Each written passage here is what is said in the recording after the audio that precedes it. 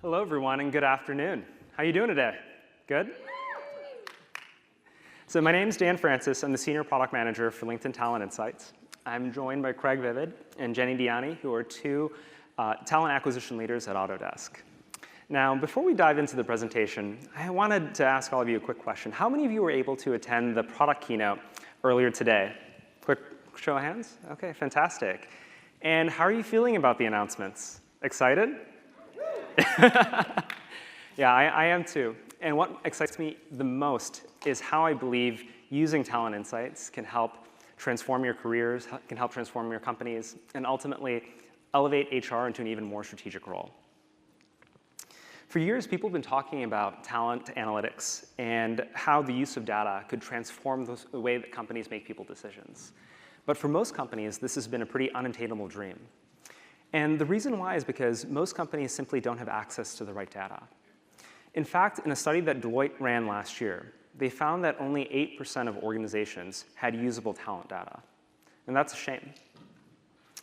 LinkedIn Talent Insights aims to address this challenge by taking all of the incredible data that sits on top of LinkedIn, the more than 20 million jobs, the 575 million companies, 575 million members, as well as 26 million companies that are on LinkedIn, and the billions of updates that are occurring every day on our platform.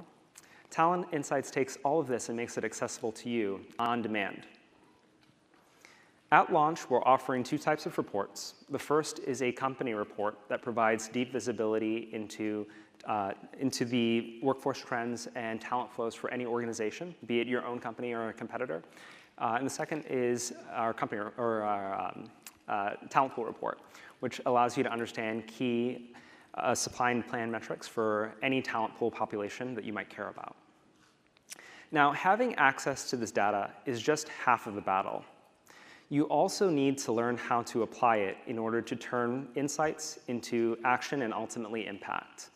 And that's actually why I'm so glad to be joined by Craig and Jenny today, because they've been using Talent Insights over the past few months at Autodesk, and they've been thinking deeply about this challenge and how they can apply it to their own business. Autodesk is a company I greatly admire. Its solutions have transformed the way that products are built, the way that movies are filmed. If anybody's familiar with Avatar, they help produce that. The way that the buildings that we live and work in are constructed. And that's amazing. But Autodesk is also going through a transformation of its own. It's moving away from its legacy licensing model business to a subscription model that's going to carry it into the future. And as is natural with many of these types of business transitions, its people need to transform as well. Craig and Jenny have been leading a lot of the thought and the action around this transition for Autodesk. And so I want to now turn it over to them to share a little bit more about their story. Thanks, Dan. Hi, everyone. My name is Jenny Diani, and I lead recruiting for our product engineering groups. And my name is Craig Vived, and I lead the recruiting efforts for our digital platform experience group, corporate functions, and executive search. Craig and I are really excited to be here and talk to you more about how we use LinkedIn Talent Insights.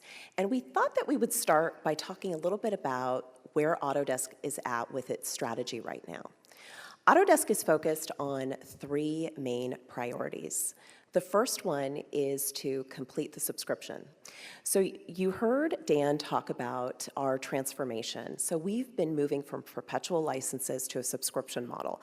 This is really about creating more ease of use for our customers and really delighting our customers every day and exceeding their expectations, similar to what LinkedIn's been doing lately, too. The next one is digitizing the company. So we're actually looking at building our own digital infrastructure so that we can engage customers more easily, and they can also have more self-reliance when they interact with Autodesk. So this is really about making sure that we remove any friction for our customers in the process of purchasing software with us. And then the last one is to really reimagine construction, manufacturing, and production.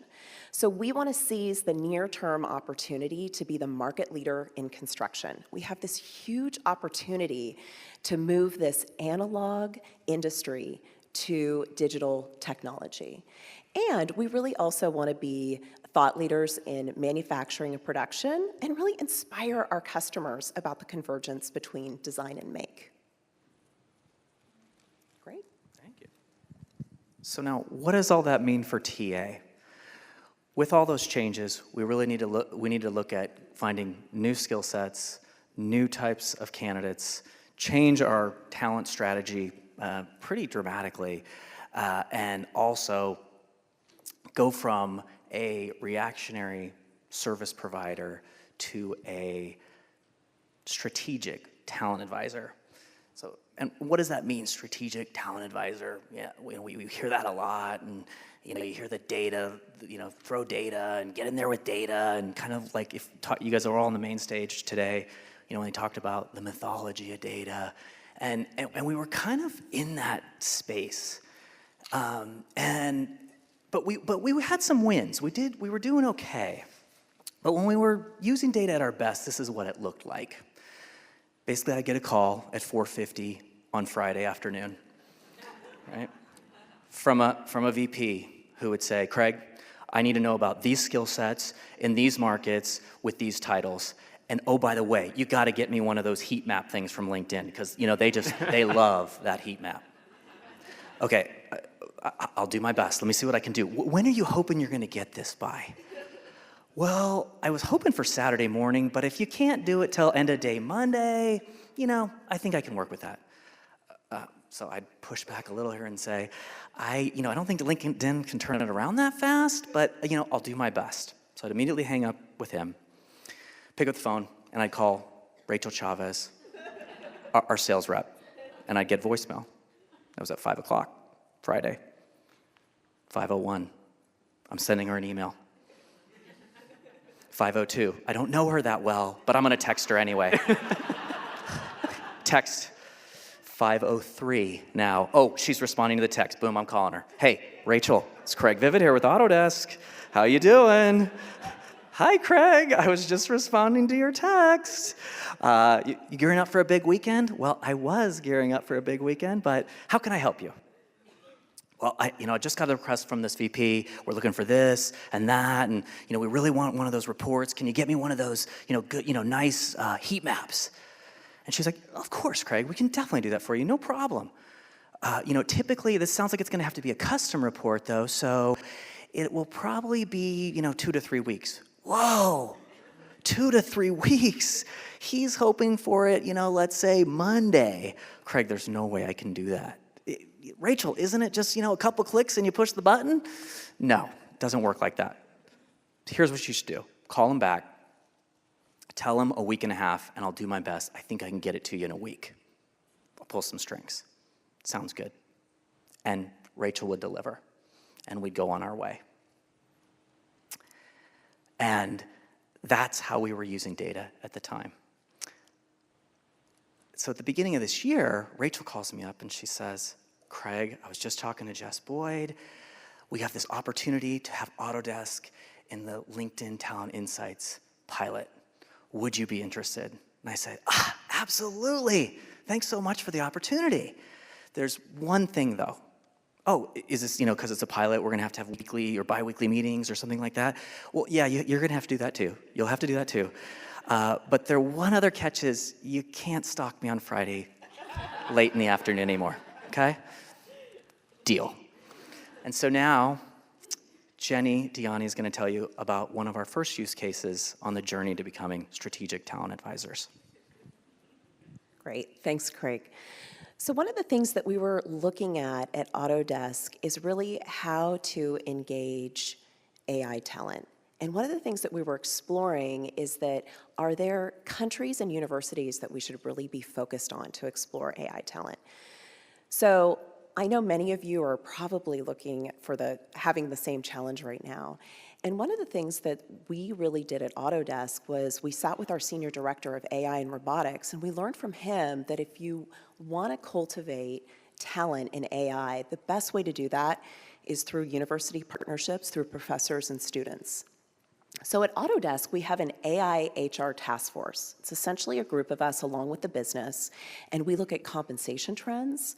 we look at talent branding, we look at retention, and we also look at new sourcing channels. And we had this idea that EMEA would be a really good place to explore new AI talent for us, but we weren't really sure about how to go about it, because when it came to universities, we didn't have a dedicated university recruiting program in EMEA. So where do we start? What country should we focus on? What are the skills that we should be looking at? And what are the universities that we should think about partnering with? So we looked to LinkedIn Talent Insights, and we looked to the Talent Pool Report to get started with our research process. So one of the things that we did was we started looking at the skills that we knew that we were interested in looking at. So artificial intelligence, machine learning, and artificial neural networks. And we also knew that we wanted to focus probably on like 6 to 8 different countries within Europe, because we knew it was important to focus on countries where we had an office, right? We wanted to have an established Autodesk presence there. So we went ahead and we started, one of the places that we started with was Ireland. And when we went ahead and brought up the report for Ireland, the next thing that we really wanted to do was think about focusing our research. So we went to the job titles tab and we started looking at software engineering. We started looking at data scientist, researcher, and also postdoctoral researcher. After we went ahead and really synthesized our search and focused on that, we went and looked at the companies tab. So there are plenty of companies that we expected to see here, right? You have IBM and Microsoft and Amazon. But what's interesting about the Talent Insights report and the Talent Pool report specifically is looking at the things that you didn't expect to see. What are the anomalies? And that's how we started to really look at building our research and asking questions. So for example, we saw the Insight Center for Data Analytics. Well, what is that? We wanted to explore it more, and after we did some research on it, we found out that it was actually a consortium of researchers across multiple universities that are working on a global data analytics project. Okay, that's important for us to know. Let's put that down in our research when we talk to the business.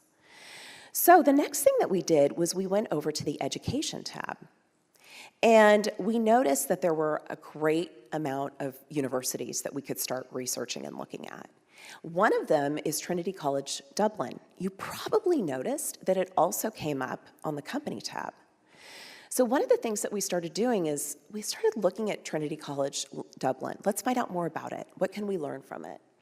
And through one of our partners in Ireland, we found out that they are hosting an AI and cognitive science conference. Wouldn't that be a great opportunity for us to go check it out? Who's speaking at this conference? What kind of talent is there? How do we know that that talent is a fit for what Autodesk is looking for and the projects in AI that we're working on? So again, the research started to build. We started to do so much exploration, and a lot of these sessions actually took place with the business, live, going through the tool together and iterating on different searches that we could do, taking notes. And what's great about this is the work continues. We're actually still in the process of identifying the final universities that we're going to partner with, and also the final countries and location. So through this process, what we've been able to do is work internally with the business and build a research list, have them really look at it and identify, the direction that we wanted to go in.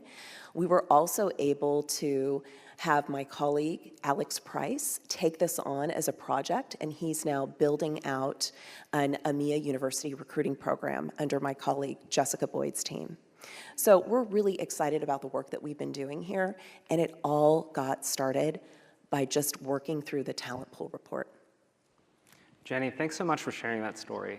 What I love about it is how quickly you're able to get smart on a market that you were previously unfamiliar with, and it sounds like you were able to really contribute some unique insights to the AI task force, so it certainly feels like you've earned your seat at the table there. Thank you, we certainly did. Great, why don't we turn it over to Craig to share the next example. Thank you. So Jenny had mentioned that 2 of the key initiatives at Autodesk were to complete the subscription transformation and digitize the company. One of the groups I lead for recruiting, the Digital Platform and Experience Group, that was basically their charter. This group was put together about a year and a half ago at Autodesk, and about 2,000 people, and they're told, you need to go figure this out. So, a lot of pressure on this group, which, relates, moves down to a lot of pressure on TA. And we did what you'd normally do at the beginning of every year with all the leaders that you support. And I went and met with all of them. And one of them in particular said, hey, look, I'm needing to hiring 20 engineers. I'm going to split them between San Francisco and Montreal. Sure, okay, go get it done. So we got off to a slow start. And two of the recruiters that were supporting this group, Daniel Noto and Michelle Lundeen, came to me and said, hey, we got off to a slow start, but we feel like we're making traction. We feel like, we're starting to get some momentum there, right? But the business is getting a little nervous, and they're starting to throw out other locations, and should we go here? Should we go there? And I said, okay, so, what do you think we should do? And they basically were like, we're not sure. And at this time, we now had LinkedIn Talent Insights. So the three of us got in a room, and we ran a search on AWS, microservices, and Java, and a senior software engineer, and Portland versus Montreal. And what we found was the markets were really similar, about the same size. What's going on? About the same size, a little different number of job postings, but LinkedIn was saying both markets were equally competitive. So I asked them, what do you want to do? And they basically said, hey, I think we should stay the course. Let's go take this LinkedIn Insight data to this leader, run it by him, and push to double our investment in going after Montreal. And that's what they did. They were able to persuade him to do that. And I'm happy to say that we've made those hires in Montreal. Now, it doesn't, it may not sound super huge, only, 20 engineers, like, hey, I'd like to see you move the needle a little more there, Craig. But that was the seed for LinkedIn Talent Insights with the Autodesk team. So it started to grow, it started to spread. Then I get a call from Scotty Morrison, our colleague who runs sales recruiting. Craig, I got to get in on that pilot. Like, I got to get my team in on that pilot. Like, the sales leaders have heard about it, and, we're doing talent strategy work too, so I really need to get in on that pilot. Sure, Scotty. Like, we'll call Rachel. Okay. And then, obviously, Jenny is sharing great stories as well. And then, to bring it full circle back to my team, we have an awesome senior manager named Maggie Camus, who is a player coach. She manages and she still recruits. And she supports one of the core teams in this big group, which I know everyone's important, but this team is really, really important to this transformation. And the leader of this team, let's say she has a very high degree of professional skepticism. And so Maggie was a part of this pilot, and she's getting more involved with the tool. She's learning how to use it. She is, she's one of those people, you give her something like LinkedIn Talent Insights, and she is all about it, and she's learning what it can do. And then, a couple weeks go by, and she's now saying to LinkedIn, like, did you guys think of this? And you guys should put that in there. And how did you not think of this? She's that kind. She's just really good. So here we are. I'm thinking, all right, now Maggie is dialed in on LinkedIn Talent Insights. We got this, high degree of professional skepticism with this leader. I really want to hear how it's going.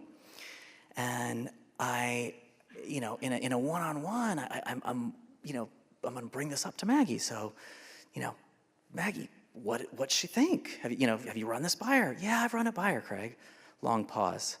And let me pause there too. So when Maggie is delivering information to me that she's not sure how I'm going to receive, there'll be a pause, and then her face will kind of go like this. And I'm getting that face. And she said, I'm like, what's she think? It's okay. She thinks it's okay. Really? Just okay? Like, we're getting all this energy from all these, really? Just okay. Huh. Okay. Well, you got to stay on that, Maggie. I will. I will, Craig. Okay. Week goes by. I get a calendar invite from this leader. It's also going to Maggie. Invite's title is research data. 3 p.m. on Friday afternoon. So, oh boy, know what's coming here. And we're going to be looking at the San Francisco market at this time. So I hop on that call, and they're already going. The leader and Maggie are working with LinkedIn Talent Insights, and she's saying to the leader, hey, what if we throw this in there, and what about this school, with this skill and this role or this location? And Maggie's like, yeah, no, that's a good point, but maybe you should think about this, and maybe you should think about that. And then Maggie clicks on the location category. And this is when I knew we were starting to make traction, because I will never forget this leader saying, ooh, oh, this is interesting. This is interesting. Okay, Seattle, Bay Area, we're losing talent too. We all know what's going on in Seattle, okay? But look at the rest of the places. The Bay Area is still gaining the talent. This is helpful.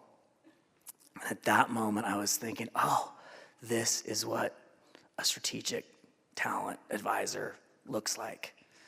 And fast forward to a week ago, Maggie presented to the engineering leadership group for this 2,000-person organization. They're not all engineers, but it's a big group. And on Monday, I presented LinkedIn Talent Insight information to 3 C-suite executives and their direct reports. So we had transformed to strategic talent advisors, or as LinkedIn says, insight into action.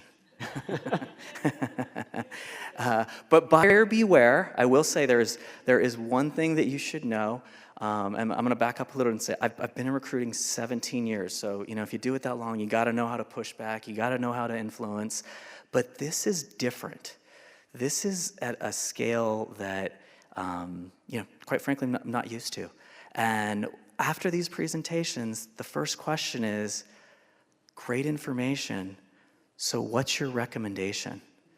And that's a new muscle that we're starting to have to use, but it's exciting. Great. Craig, thanks so much for sharing that story. It reminds me of that famous quote, with great power comes great responsibility. Right? Does anybody know where that's from? Many right answers help except Spider-Man. Great, so let's turn it over to Jenny to share her third story. Great. So I wanted to talk a little bit about the company report. So for those of you who were at the keynote, you probably saw the company report example. We have found this incredibly helpful. So yes, absolutely, you can use it to look at your competitor information, but what we have also been using it for is to look at our own information. So I recently used the company report on a trip that I was preparing for to go to Montreal and meet with business leaders, HR, and also our own team. What's fascinating about the company report is it gives you some insights that you can use to help validate some assumptions that you've been hearing from the business, from HR, and even your own recruiting team as well. So we were using the company report to really prepare and frame conversations that we wanted to have for the business. And what was so nice about this is that we weren't just reliant on internal reports, recs filled, what's the activity been for this last year? We really were able to see a whole demographics view of our employees, but with talent insights. So let's go ahead and bring up the company report. And we'll go ahead and bring up the location Montreal. And when you go ahead and plug in the location, you're going to see an overview. And this is a lot of information to start with. But one of the tabs that's really interesting is to look at talent flow. So this is where we started. Now, if you look at talent flow, and you can see how many hires and departures have trended over time. So you probably see that we had quite a few departures at the beginning of the year. Well, we actually went through a restructuring exercise at the end of last year. So these were planned departures. As Craig mentioned, we have been reinvesting in new skills. And really, Montreal is a location that we're growing in. So it might not necessarily look like that from here, but we knew that these were planned departures. And the data is giving us information for insights really for the past year, which is great. But one of the interesting things is to look and see where talent is going. Where is talent going? What other companies is it going to? And these are the types of conversations that you can frame with your business leaders and say, here's what we're seeing in the market. Here's where we're seeing our talent go to. We need to have some more conversations about what we think we should be doing that differentiates Autodesk. Are we telling our story out in the technical communities?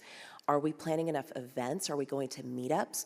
What's really our talent brand look like as well? So these were critical conversations that we were having in the business because they're growing in Montreal. They're looking from going to over 250 to 500 in the next 2 years. And this is a great way for us to also continue to look at progress. We can continue to look at this report and see changes over time as well. The other place that's interesting for us to look at is the education tab.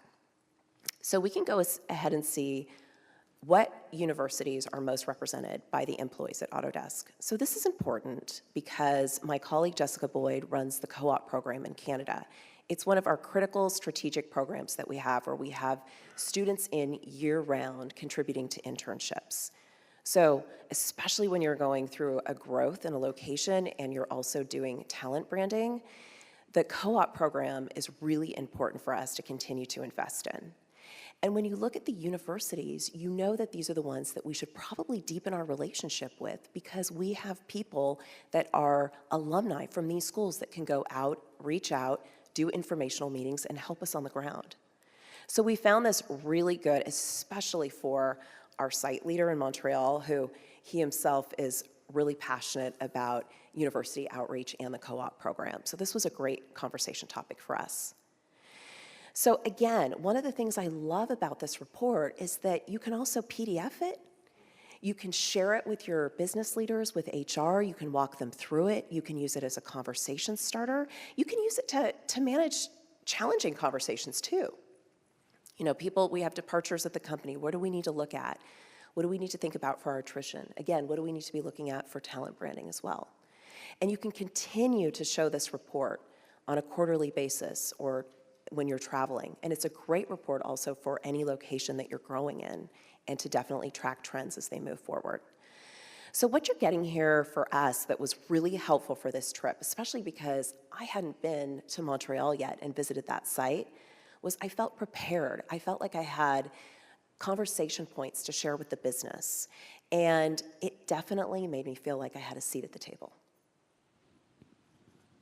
Great. Craig, Jenny, thanks so much for sharing those examples today. I've certainly found it super enlightening, and I'm sure the audience did as well. It's really great to see how you're not only generating insights from this information, but ultimately turning that into action and ultimately impact as well. So if everyone, could you please give me, or join me in giving Craig and Jenny a big round of applause.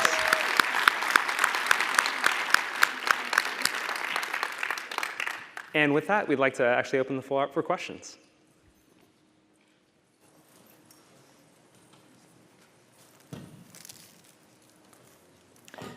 Hi, I have a question about the Talents Insights and where the data is coming from. Is it primarily coming from LinkedIn member data, or does it tap into government resources?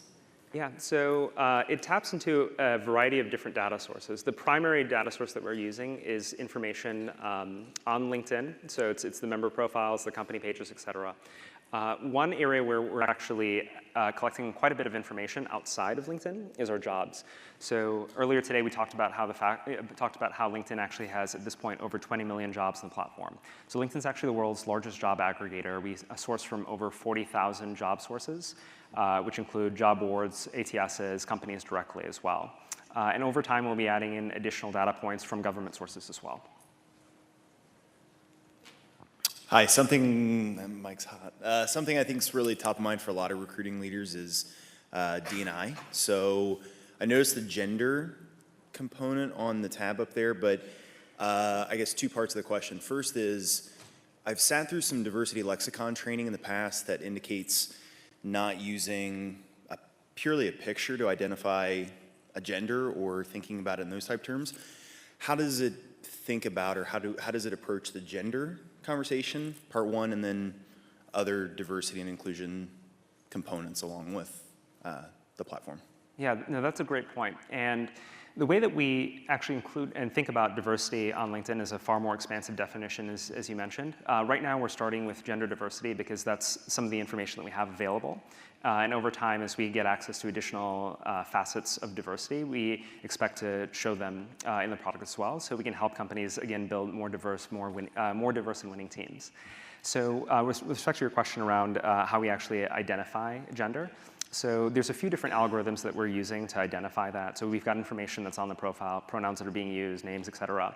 But ultimately, the way that we're assessing how good that assessment is through self-ID. So members have the ability to select and specify, are they male, female, or neither, right? And so in this case, we're using that information to basically assess. And in cases where it's different, we'll actually go ahead and replace it. So that way, that's as reflective as possible in the platform. When using the platform to search, say, for software engineers, say I pick a city and I add maybe 4 skill sets in there, will the platform eliminate profiles that maybe don't have their skill sets listed? Does it make assumptions? How's that work? Yeah, sure. So what we want to do is make sure that we're surfacing as complete a picture of the talent landscape as possible. And one of the things that I think is important to recognize about LinkedIn is that it's fairly comprehensive in the fact that the vast majority of professionals today are represented on LinkedIn. Earlier you heard Jeff talk about how the fact that there's 780 million professionals globally, and there's 575 million of them represented on LinkedIn. But not everybody will fill out their profile completely. Not everybody adds all of their skills onto their profile. And so we actually use many machine learning algorithms to identify and fill in the gaps. So we look at not just the skills that somebody's explicitly stated, but we'll also look at text on the profile, and we use natural language processing to basically figure out if they've got additional skills, or if somebody has a skill that we know is a subset of another skill. For example, Ember is a subset of JavaScript. We'll go ahead and return that person when you're searching for JavaScript. So there are many ways that we're basically taking the information that's on LinkedIn as an initial starting point, but expanding upon it to give you as accurate a view as we can. This question's for Dan. I guess what I would like to know is congrats on the 20 hires for the engineers there. But have you been able to see a difference in just the quality of candidates as you partner with the business, as you start to run more targeted campaigns towards certain organizations, other companies, or competitors, or even just from a skill set perspective? Does that make sense? Yeah, I mean, I would say we're closer with the business, right? So the closer you can get to the business, the closer you know what they want, then the better job that we can do to get to qualify candidates. But talent insights is a little bit more, I would say, broad, or at least I was using it more from a broad perspective, and it was really more about locations. We found Recruiter to be definitely powerful. Does that make sense?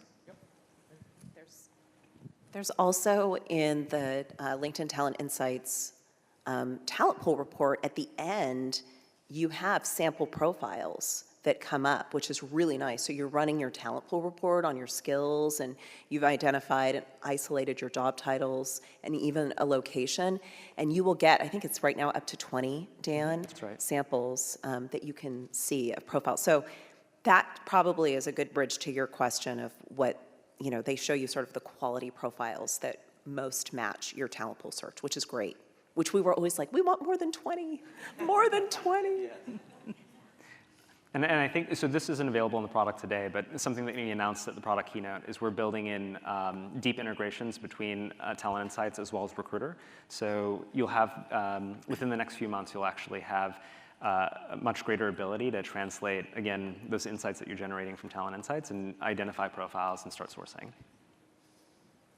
Okay. I appreciate you really sharing kind of what the drivers were in your business that ultimately drive the kind of talent you need. I think it's one thing to look at how can we use this to fill roles we have today, but can you give any additional guidance on kind of how you worked with your leaders to get them to articulate those transformations as a business and what kind of talent they were going to need over kind of midterm. So how we start thinking about the kind of talent we're going to need 2-3 years out, how we start building it, how we really generate more of a pipeline that's more proactive versus using it as a tool to kind of fill what we have today. This is in your DPE world.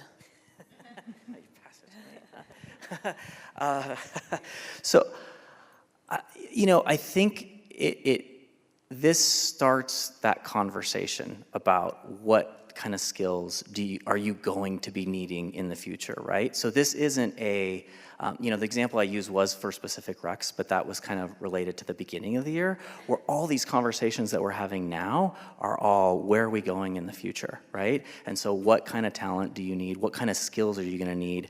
And we're running it through insights, not at a rec level, at a skill level. So that's how we're using it to try and get on the front end of where they want to be regarding the talent they're gonna need, a year, 2, 3 years out. Does that make sense? It was interesting when we were looking at the skills for AI, and we were looking at, machine learning and, artificial intelligence and artificial neural networks. One of the things that came out when we were sitting with the business and using the tool live, which is fun, right? Because we're sitting there with our senior director for AI and robotics, and he's like, this is cool, so you're doing it together, and they're really engaged in it. But one of the things that came up, just to Craig's point about sort of it's an iteration, is that he's like, you know what? We need to also think about overlaying our industry skills. So it's one thing to have somebody who's really strong in artificial intelligence, but what if we could find them in construction management? That would be really interesting for us, because that's one of our industries. So that overlay of industries is sort of that next layer of research that we're looking at too. And that's why, we need to go out to the conferences. We need to sort of be on the ground and meet with university professors to really understand where is the overlay of our industries with these other skills. So it's going to be a work in progress, but the business was definitely thinking about some of those things, like, okay, well, we have this core information, but then how do we think about it as it relates to our industries too? So it's been a good conversation. Lots of really good conversations come out of using the tool live. That's the fun part of it. That's the key. So I love that you showed, whoa, that is really loud. So I love that you did Montreal, Canada, and in the US, because I recruit for both. And you showed the same data was available. I've experienced in the past that sometimes data available in the US is not always the same of what's available in Canada. So with other, let's say, supply and demand portals, because of whether it's privacy laws or the population in Canada is much smaller. Is there any difference between what I can see in the US versus if I'm recruiting or looking at insights in Canada? So Talent Insights is actually designed to be global, and so you'll have the same information that you can see across all geographies available. The one exception is basically where we're collecting information from members country by country. And like one example of that is actually our salary data. So it's not available in the product today, but it is something that we'll be building in soon. Because that's being done on a country by country basis, when it's available, it will be first released in the countries where we're collecting it, and then we'll scale from that point on. Perfect, thanks. All right, well, thank you everyone for joining us today. Really appreciate it, and hope you have a great time at the party tonight. Thank you.